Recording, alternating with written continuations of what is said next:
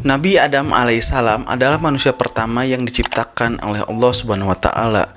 Menurut keyakinan agama Islam, Allah menciptakan Nabi Adam dari tanah liat atau tanah yang dibentuk dengan sempurna. Nabi Adam tidak memiliki orang tua seperti manusia pada umumnya dan tidak dilahirkan melalui proses kelahiran seperti manusia pada umumnya juga. Allah Subhanahu wa taala menciptakan Nabi Adam secara khusus dan meniupkan ruh ke dalam rongga tubuh Nabi Adam alaihissalam. Memberikannya kehidupan sebagai manusia pertama, Nabi Adam diberi kedudukan khusus dan tanggung jawab sebagai pemimpin di muka bumi.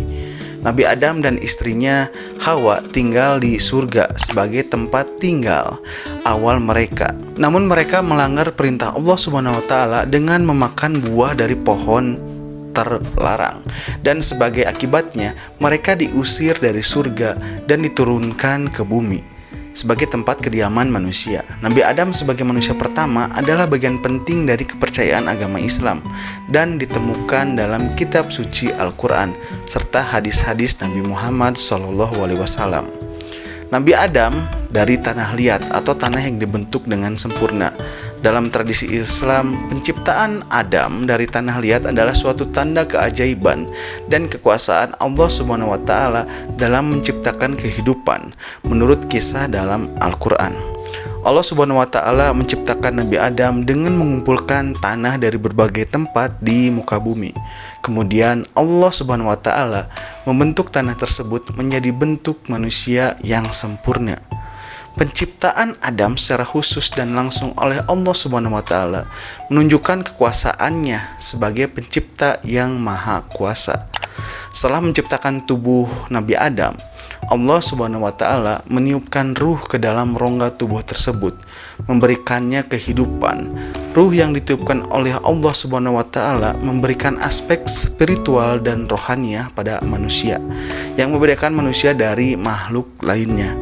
Dengan penciptaan Nabi Adam dari tanah, agama Islam mengajarkan konsep bahwa manusia terdiri dari unsur-unsur materi dan rohani. Penciptaan Nabi Adam alaihissalam dari tanah juga mencerminkan kerendahan hati manusia dan pentingnya menghormati dan bersyukur kepada Allah Subhanahu wa taala atas anugerah kehidupan dan keberadaan kita sebagai manusia, cuy.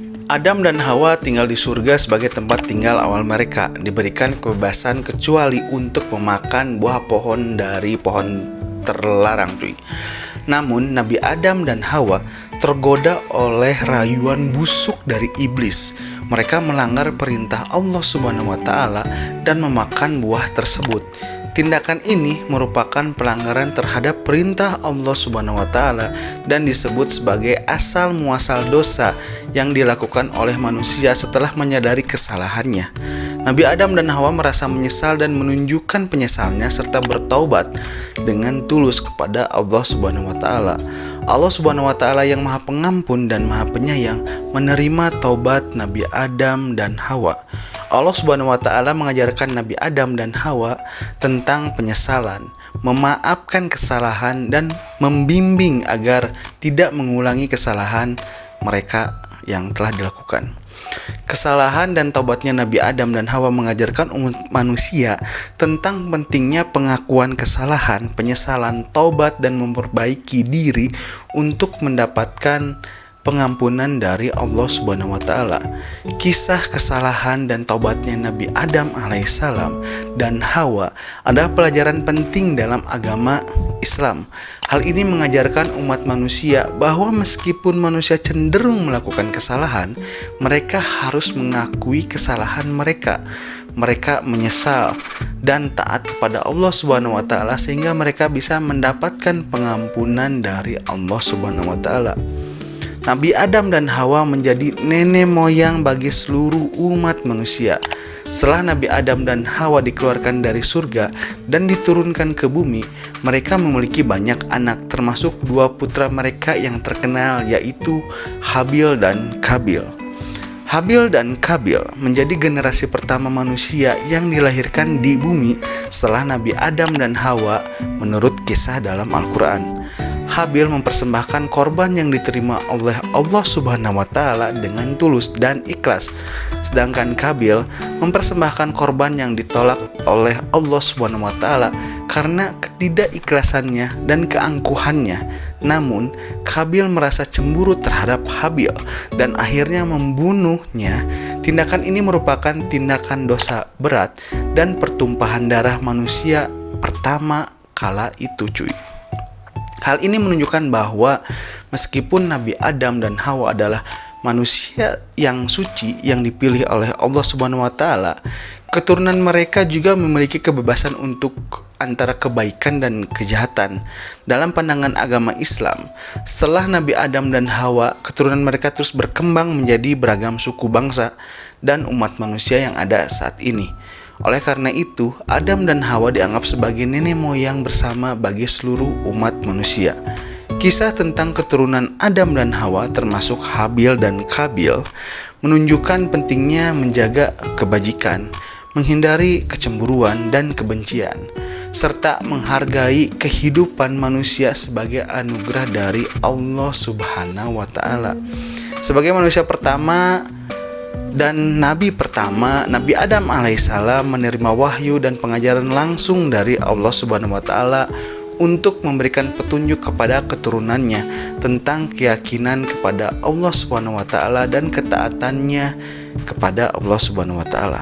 Adam dianggap sebagai nabi pertama dalam agama Islam yang dipilih oleh Allah Subhanahu wa taala sebagai utusannya untuk mengajarkan ajaran tauhid, keyakinan akan keesaan Allah Subhanahu wa taala kepada umat manusia.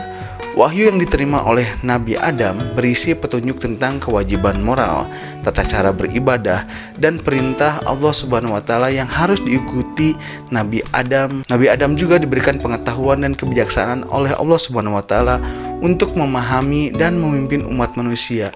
Dia adalah teladan dalam hal ketakwaan kepada Allah Subhanahu wa taala dan penyesuaian diri dengan kehendaknya.